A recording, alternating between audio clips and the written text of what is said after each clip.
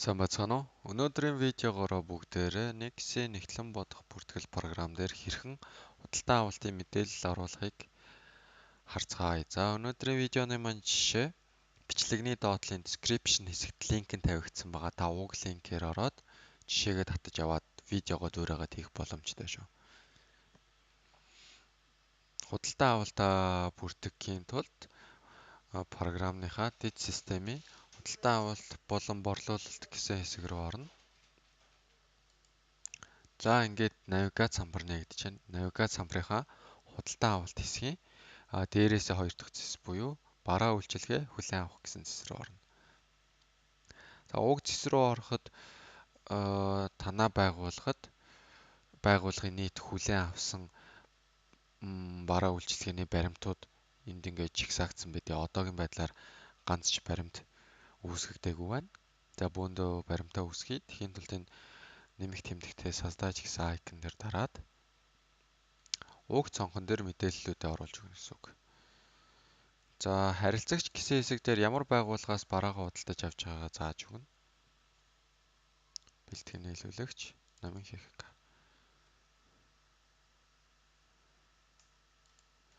За энэ гэрээ гэсэн хэсэгт хэрвээ өмнө нь та намын ХХК-тай худалдан авалтын гэрээ байгуулсан бол автоматар бүглэгдэнэ.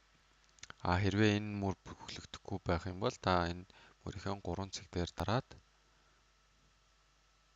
энэ цонхон дээр энэ создаач гэсэн айконыг дараад за гэрээнийхээ дугаар огноо за ямарваа нэгэн нэртэй бол нэрийг ингээ оруулна.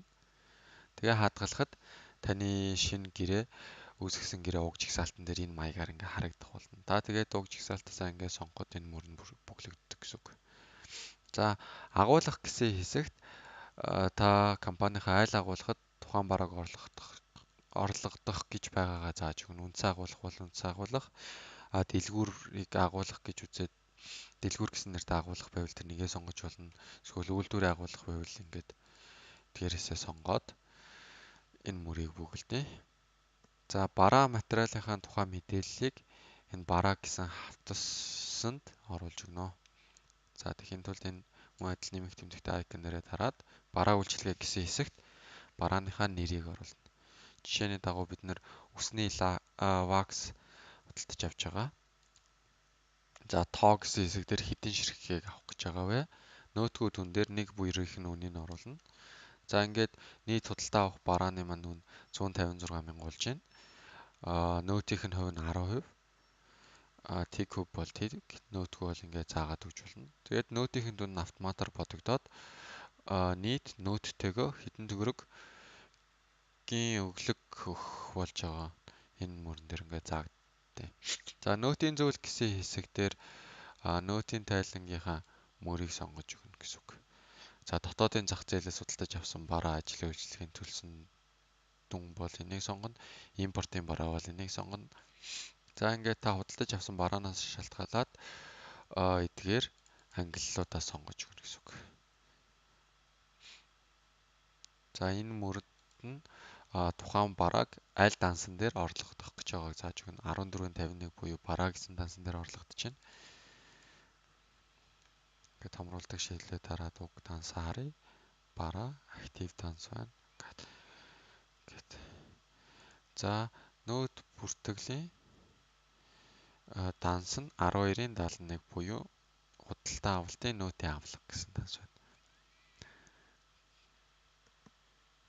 За ингээд тухайн барааныхаа худалдаа авах гэж буй барааныхаа баримтыг оруулж дууслаа. Одоо ингээд хадгалах товчоо дараад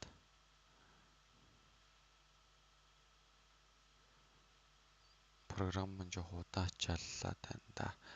За ингээд уг баримт маань хадгалагдчихэв байна. Мэдээж нөттэй бараа байгаа тул нөтийн паданыг оруулж өгөх ёстой. Тэгхийн тулд энэ нөт падан гэсэн хэсгийн нөтийн падан оруулах гэсэн холбоосон дээр дарна. За уг холбоосон дээр дараад нөтийн баримт хүлээж авсан огноогоо оруулна.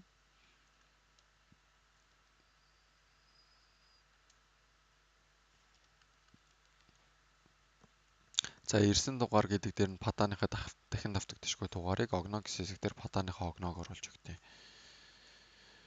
За энийг бүндөө ингээд 1-ээс 9-гээ оруулъя. Огно нь 6 сарын 20. За бүх мэдээллүүд орж дууслаа. Одоо хадгалаад таах авчаад харна. За ингээд нөтийн падаа маань уг баримттайгаа давхар ингээд бүглэгдчихэж байгаа. Одоо post and close-оо дараад мэдээллүүд саяны худалдаа авалтын мэдээлэл ингээд програм дээр бүртгэгдэж байгаа. Хэрвээ та дансных нь бичлэлтийг харахыг хүсэх юм бол тухайн баримтаа ингэж идэвхжүүлж хагаад энэ debit credit гэсэн хэсгээр дарна.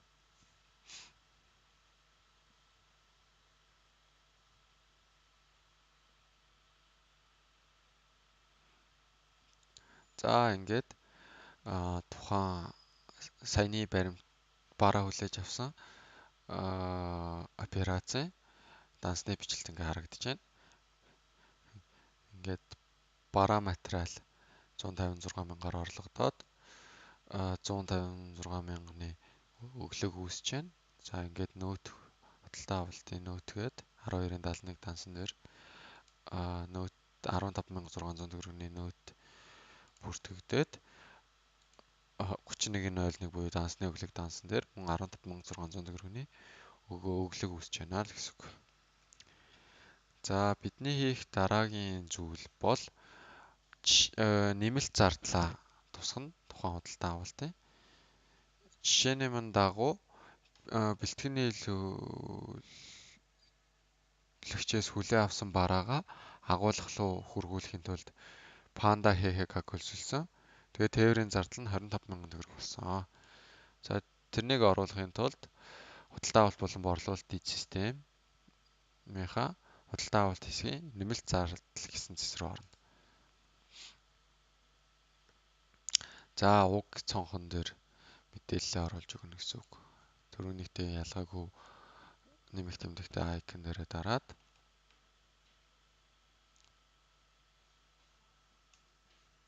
за энэ огноогоо оруулна. 20-ны өдөр хүлээж авсан болохоор 20 гээд за тээврийн зардал маань 25,000 төгрөг болсон. За тээврийн зардлаас нөөц суудгадаг хэсгийг мэдэхгүй байна. За тухайн байгууллага нөөц төлөгч бол нөөц суудгах бах. За энэ харилцагч гэсэн хэсэг дээр Panda HHK гэд бичгэд чагсаалтанд байхгүй байна гэж харагдаж байна. За үүсгэхийн тулд энэ создать гэсэн холбоосон дээр тарна.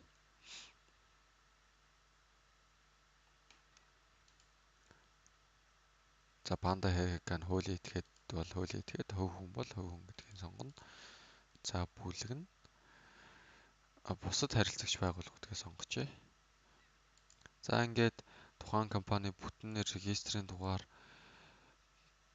банкны дансны дугаар, холбоо барих этгээдийн мэдээлэл гих зэрэг зүйлүүдийг мэдчихвэл эдгээр мөрүүдийг бүгэлж өгнө.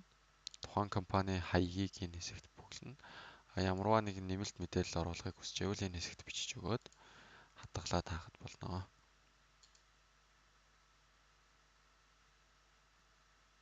За ингээ Panda HHK маань үүссэн. Одоо тэдэнтэй гэрээ байгуулцгаая.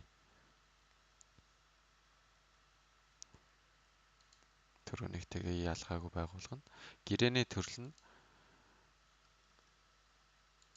бэлтгэний илүүлэгчтэй их гэрээ байна.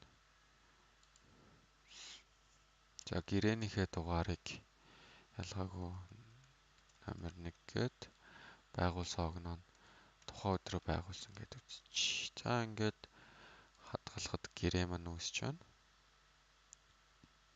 За үүссэн гэрээгээ сонгоод өгнө. За нэмэлт зардал гээд энэ бараа гэсэн хэсгийг бүглэхийн тулд ингээд орж ирснээр нь бүглөхөө. За энэ төрөүний худалдаа авалтын баримт байна. Энэ баримтаа ингээ холбоод өгчнө гэсэн үг. Ингээд үсний вакс, тоошрог нь нийт бэлтгэний илүүлэгчид төлөх мөнгөний хэмжээ байна, бүртгэлийнх нь данс нь байна. За ингээд ерөнхийдөө мэдээллүүд оруулж дууссан. Одоо хадгалах тавчаад харна. За саяны үүсгэсэн баримтныхаа дансны бичлэлцийг харцгаая. Төрөнхтэй ажил идэвхжүүлж хагаад debit credit гэсэн цонх.